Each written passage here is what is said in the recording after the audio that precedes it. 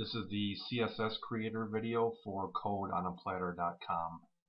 When you're on our homepage, Code on a Platter, just click the CSS Creator link. So this entire section here is where you build your CSS, and then the code will be generated in this box here. So let's start with something easy. You always pick this piece first. What do you want to create? So you can create a class, an ID, a block quote, an image, radio button, etc. So let's start with something simple like a class, and we'll call it my first class. We're not going to do a parent selector. We'll just do a standard class. Let's do Courier fonts. We'll leave font style alone. Font size we'll do 12 pixels. Font color we could do blue. No background color. Let's leave height width alone. Let's do a padding bottom of 2 pixels. A margin top of 4 pixels. And no float. Let's do a text indent of 3 pixels.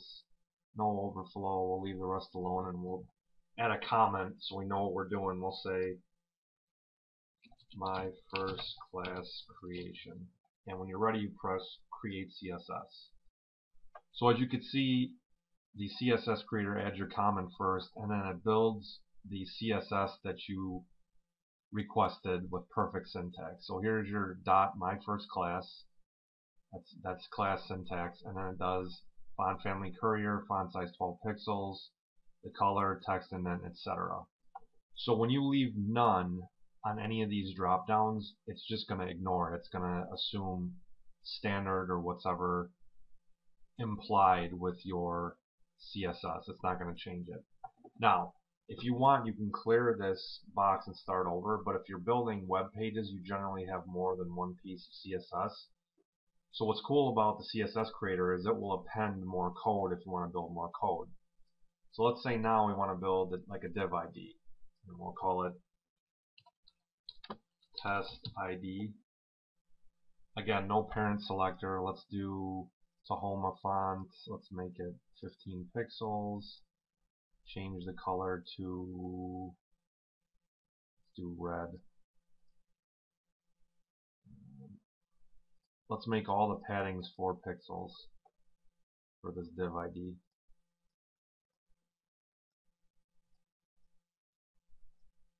We'll get rid of the margins.